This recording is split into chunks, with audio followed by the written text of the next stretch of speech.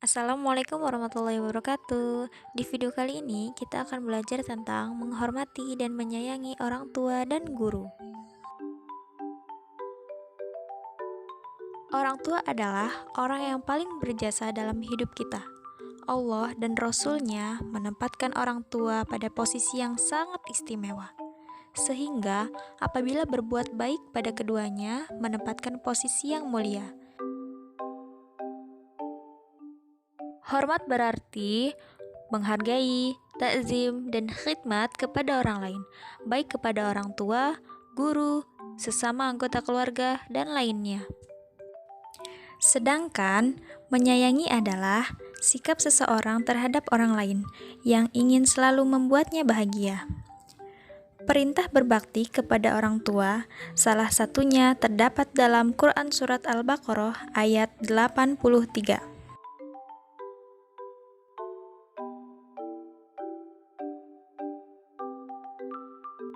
Selanjutnya, cara menghormati orang tua. Ada beberapa cara untuk menghormati atau berbakti terhadap orang tua. Yang pertama, senantiasa berbuat baik dan bersikap hormat, baik dalam tingkah laku maupun tutur kata kita terhadap orang tua. Yang kedua, mengikuti keinginan dan saran orang tua, selama keinginan dan saran itu tidak melanggar ajaran agama. Yang ketiga, membantu kedua orang tua sesuai kemampuan kita. Yang keempat, mendoakan orang tua terhadap kebaikan. Yang kelima, menjaga dan merawat orang tua kita. Setelah orang tua meninggal dunia, kita dapat berbakti atau menghormati mereka dengan cara mendoakannya.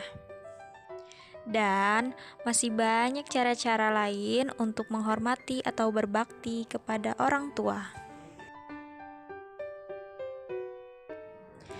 Kita hendaknya patuh dan taat terhadap nasihat dan perintah orang tua, selama tidak untuk berbuat negatif. Apabila kita diperintahkan untuk berbuat maksiat atau kemusyrikan, hendaknya kita menolak dengan cara yang sopan. Urah mengatakan, jika kedua orang tuamu melakukan sesuatu yang menimbulkan kemarahanmu, maka janganlah engkau menajamkan pandangan terhadap keduanya. Akan tetapi, memilih untuk tetap bersabar dan berharap pahala kepada Allah dari hal tersebut.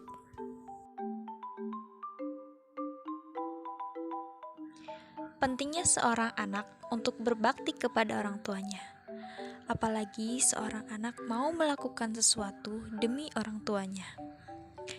Orang yang berbakti kepada orang tua, doanya akan lebih mudah dikabulkan oleh Allah Subhanahu wa Ta'ala.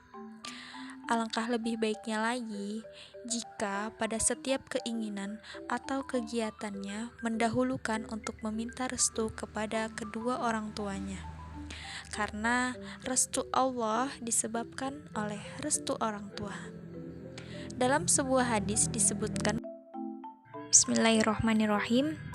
An Abdillah bin Amrin radhiyallahu anhuma qala Rasulullah sallallahu alaihi wasallam ridallahu fi ridha walidaini wa sukhtullahi fi sukhti walidaini, rawahu at-Tirmizi.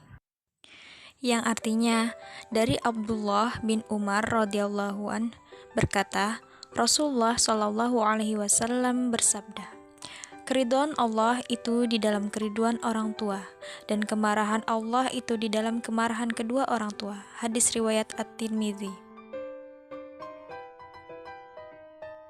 Selanjutnya, akibat durhaka kepada orang tua. Banyak sekali dampak yang ditimbulkan apabila seorang anak durhaka kepada orang tuanya. Beberapa contoh akibat dari durhaka kepada orang tua yaitu dimurkai oleh Allah Azza wa Jalla, menghalangi doa dan menggelapi kehidupan, celaka di dunia dan akhirat, dilaknat oleh Allah Subhanahu wa Ta'ala, dikeluarkan dari keagungan Allah Subhanahu wa Ta'ala. Amal kebajikannya tidak diterima oleh Allah Subhanahu wa Ta'ala. Sholatnya tidak diterima oleh Allah Subhanahu wa Ta'ala. Tidak melihat Rasulullah Shallallahu Alaihi Wasallam pada hari kiamat. Diancam dimasukkan ke dalam 2 pintu neraka. Tidak akan mencium aroma surga dan menderita saat sakaratul maut. Nauzubillahi min zalik. Itulah beberapa dampak yang ditimbulkan akibat durhaka kepada orang tua. Jadi, kita sebagai anak jangan sampai menjadi anak yang durhaka kepada orang tua kita. Sekian untuk pembelajaran hari ini, semoga menjadi ilmu yang barokah. Kita lanjutkan di part selanjutnya. Wassalamualaikum warahmatullahi wabarakatuh.